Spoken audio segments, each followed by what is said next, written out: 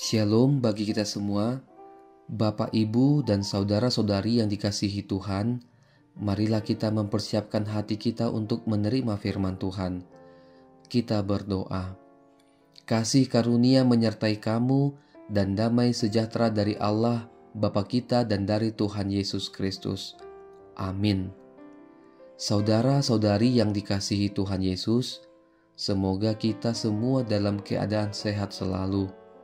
Kabar baik bagi kita pada hari ini sesuai dengan ayat harian di Almanak HKBP tertulis di Injil Matius pasal 5 ayatnya yang ke-19. Demikian. Karena itu, siapa yang meniadakan salah satu perintah hukum Taurat, sekalipun yang paling kecil, dan mengajarkannya demikian kepada orang lain, ia akan diberi tempat yang paling rendah di dalam kerajaan surga. Tetapi siapa yang melakukan dan mengajarkannya, ia akan diberi tempat tinggi di dalam kerajaan surga. Demikianlah pembacaan firman Tuhan. Saudara-saudari yang dikasihi Tuhan Yesus, pada saat itu ada kelompok yang berpendapat bahwa Yesus dengan karyanya dan pelayanannya bertujuan untuk menyatakan bahwa hukum Taurat tidak bernilai, sehingga tidak perlu ditaati, bahkan bertujuan untuk meniadakan hukum Taurat itu. Oleh sebab itu di ayat yang ke-17, Yesus berkata kepada mereka, "Janganlah menyangka bahwa aku datang untuk meniadakan hukum Taurat atau kitab para nabi." Ini menunjukkan sikap positif dari Yesus sendiri terhadap hukum Taurat sebagai warisan keagamaan orang Yahudi. Bahkan di ayat yang ke-18 Tuhan Yesus mengatakan hukum yang terkecil pun, salah satu perintah dari hukum Taurat, tidak boleh ditiadakan. Ini menunjukkan bahwa Yesus tidak mau membedakan mana hukum yang penting dan yang tidak penting dalam hukum Taurat itu. Siapa yang meniadakan salah satu perintah hukum Taurat dan mengajarkannya demikian kepada orang lain, ia akan menduduki tempat yang paling rendah di dalam kerajaan surga.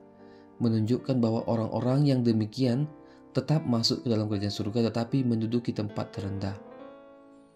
Akan tetapi siapa yang melakukan dan mengajarkannya akan diberi tempat yang tinggi di dalam kerajaan surga. Ini menunjukkan adanya hubungan, karena ada juga orang yang mau menaati tetapi tidak mau menyebarkannya, atau sebaliknya mau mengajarkan tetapi tidak mau melakukannya. Tuhan Yesus mengkehendaki keduanya harus sama-sama dilakukan.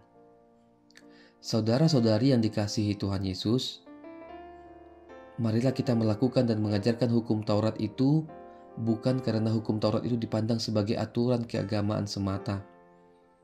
Demikian juga kritik Tuhan Yesus kepada orang Farisi yang melakukan hukum Taurat namun hidup mereka penuh dengan kemunafikan. Artinya, lakukan dan ajarkan hukum Taurat itu sebagai buah dari iman kita kepada Tuhan, wujud ketaatan kita kepada Tuhan, dan sumber moral. Dengan hukum Taurat itu kita tahu mana kehendak Tuhan, apa yang baik, apa yang berkenan kepada Tuhan, apa yang tidak berkenan kepada Tuhan, apa larangan-larangan Tuhan dalam hidup kita. Demikian juga yang disampaikan di Ulangan 6 ayat 7-9.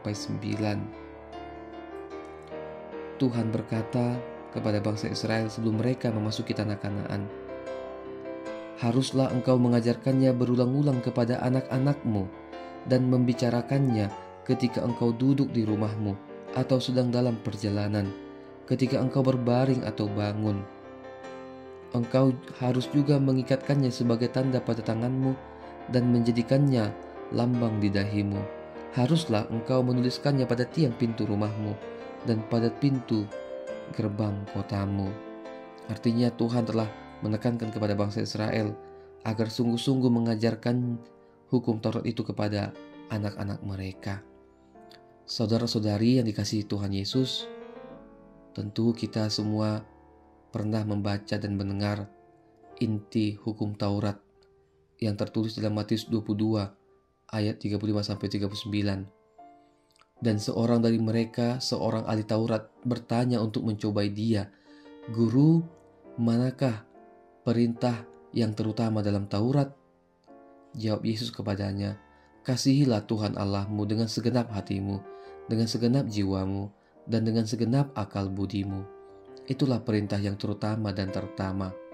Perintah yang kedua, yang sama dengan itu ialah, "Kasihilah sesamamu manusia seperti dirimu sendiri." Selamat bergumul, Tuhan Yesus menyertai. Amin. Kita berdoa. Ya Tuhan Allah Bapa, Maha Pengasih, kami berterima kasih, bersyukur kepadamu. Engkau memberikan hari yang baru dan nafas kehidupan bagi kami. Allah Bapa, terima kasih atas firman-Mu, mengingatkan kami untuk senantiasa menaati hukum Taurat. Biarlah kami melaksanakan hukum Taurat itu sebagai buah dari iman kami kepadamu Tuhan, wujud ketaatan kami kepadamu, dan sumber moral dalam kehidupan kami. Bapa, ajarlah kami untuk dapat melakukan kehendak-Mu, untuk melakukan apa yang baik dan yang berkenan bagi-Mu Tuhan, dan ajarlah kami untuk menjauhi semua larangan-larangan-Mu Tuhan.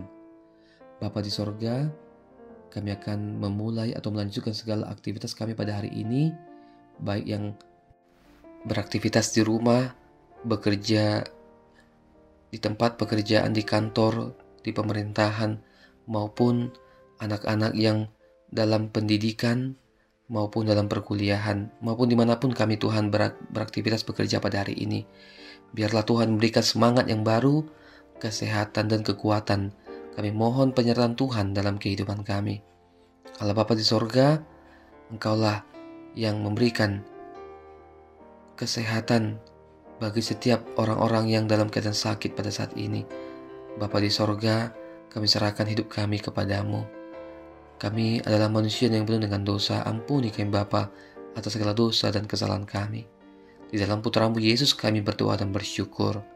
Amin. Kasih karunia Tuhan Yesus dan kasih Allah dan persekutuan Roh Kudus kiranya menyertai kamu sekalian. Amin.